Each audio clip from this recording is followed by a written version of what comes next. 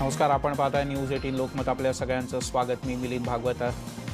4 वाजतायत आणि बंडखोरांची आता चर्चा करण्याची वेळ आलेली आहे, कारण अनेकांनी बंडखोरी केली, विविध पक्षातून नाराजी व्यक्त केली आहे. आणि या संदर्भातली सगळ्यात मोठी आणि पहिली बातमी आहे, प्रणिती शिंदे यांच्या विरोधात राष्ट्रवादी काँग्रेसनं उमेदवार दिलाय. प्रणिती शिंदे या सुशीलकुमार शिंदे यांची मुलगी. दुसऱ्यांदा त्या सोलापूर मध्य म्हणून निवडणूक लढवत आहेत आणि प्रणिती शिंदे यांच्या विरोधात जुबेर बागवान यांनी अर्ज दाखल केलाय. सोलापूर शहर मध्यमधून हा उमेदवारी अर्ज दाखल करण्यात आला आहे. सोलापूरमध्ये काँग्रेस विरुद्ध राष्ट्रवादी असा सामना आपल्याला बघायला मिळू शकतो. सागर सुरवसे आपले प्रतिनिधी आपल्यासोबत आहेत. सागर, काय अधिक माहिती आहे? निश्चितच आपण पाहतोय की पंढरपूरमध्ये जो पेच निर्माण झाला होता किंवा जाणीवपूर्वक केला गेला होता, असे आरोप प्रत्यारोप झाले.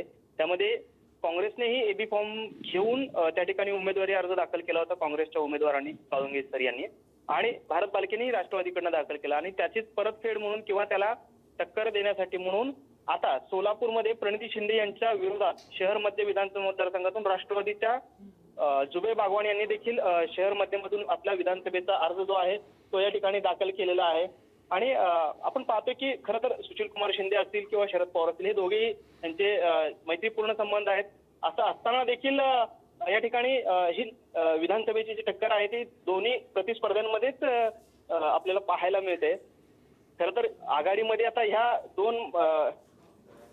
दोन उमेदवारांमुळे जे आहे तो कुठेतरी विस्तव निर्माण झालाय का, असा देखील प्रश्न या ठिकाणी निर्माण होतोय. कारण सुशीलकुमार शिंदेची कन्या प्रणिती शिंदे यांच्या विरोधातच थेट आता उमेदवारी अर्ज दाखल केला गेलेला आहे. त्यामुळे निश्चितच आघाडीमध्ये कुठेतरी धुसफूस निर्माण झाली का, असा देखील प्रश्न या ठिकाणी उपस्थित होतोय. परस्परांवर कुरघोडीचा प्रयत्न आहे हा. सागर, कदाचित बंडोबांना थंड करण्याचे प्रयत्न आता आज संध्याकाळपासूनच सुरू होतील. बघूयात नेमकं सोलापुरात काय होतंय ते. सागर, तुर्तास धन्यवाद.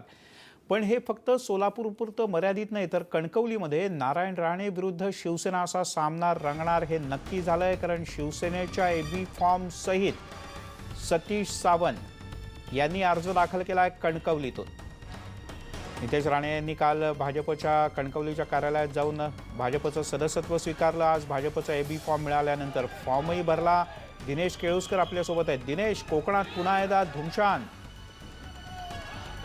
महत्वाचं म्हणजे मिलिंद, सिंधुदुर्गात युती तुटलेली आहे. सिंधुदुर्गात भाजप शिवसेनेची युती तुटल्यावर शिक्कामोर्तब झालेला आहे.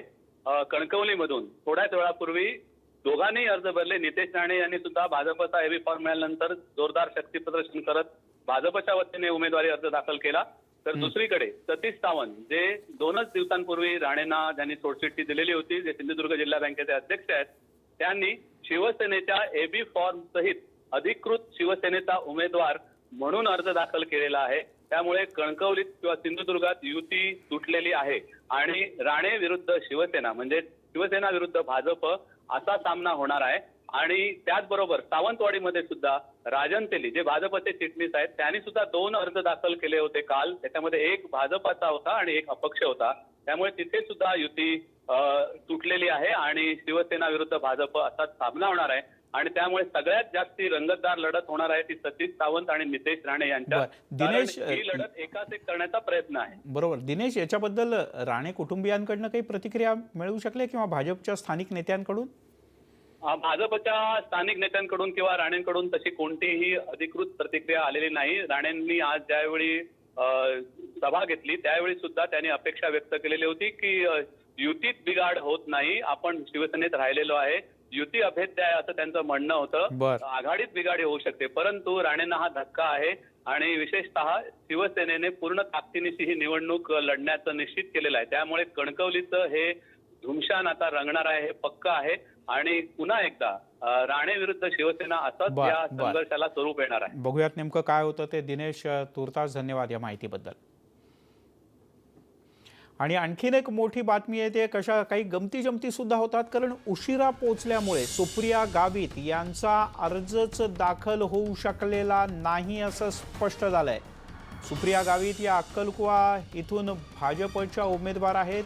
2 मिनिटं उशिरा पोहोचल्या सुप्रिया गावित आणि त्यामुळे सुप्रिया गावित यांना अर्जच दाखल करता आला नाही. निवडणूक अधिकाऱ्यांनी गावित यांना प्रवेश नाकारला. सुप्रिया गावित या हिना गावित यांची धाकटी बहीण आहे आणि विजयकुमार गावित यांना नंदुरबार शहरातून उमेदवारी देण्यात आली आहे, तर त्यांच्या भगिनी सुप्रिया गावित यांनाही उमेदवारी देण्यात आली अक्कलकुवामधनं. निलेश पवार आपले प्रतिनिधी आपल्यासोबत आहेत. निलेश, नेमकं काय झालं? मुळातच एक क्लिअरन्स करतो की सुप्रिया गावित यांना उमेदवारी मिळाली नाही. अक्कलकुवा मतदारसंघ हा सेनेला सुटलेला आहे आणि या ठिकाणाहून त्या अपक्ष लढण्यासाठी इच्छुक होत्या. नंदुरबारमध्ये वडिलांचा सेफर साईड म्हणजे सुरक्षितता म्हणून त्या फॉर्म भरून अक्कलकुव्याकडे रवाना झाल्या होत्या. मात्र 3:02 त्या अक्कलकुवा तहसील कार्यालयाच्या आवारात पोहोचल्याने तिथले जे काही निवडणूक निर्णय अधिकारी आहे त्यांनी त्यांना नकार दिला. तुम्हाला फॉर्म भरता येणार नाही असं सांगितलं. त्यामुळे गेलेल्या पावलांनी सुप्रिया गावित माघारी परतले आहे. त्यांना खरं तर अक्कलकुव्यातनं अपक्ष लढवायची होती निवडणूक आणि त्यांनी त्यासाठी सगळी मोर्चेबांधणी केली होती. मात्र उमेदवारी अर्ज न भरता आल्याने त्यांच्या सगळ्या मनसुब्यावर आज पाणी फिरलेलं आहे. बर निलेश, तुर्तास धन्यवाद. सुप्रिया गावित यांना बंडखोरी करायची होती. खरं तर त्यांच्या वडिलांना नंदुरबारमधून उमेदवारी मिळाली. विजयकुमार गावित यांना पण सुप्रिया गावित यांची इच्छा होती आणि म्हणून त्यांनी अपक्ष म्हणून त्या अर्ज भरणार होत्या, पण त्या पोहोचूच शकल्या नाहीत. इकडे भाजपच्या आजच्या यादीमध्ये, अखेरच्या यादीमध्ये 3 माजी मुंबई अध्यक्षांचा पत्ताच कट झालाय.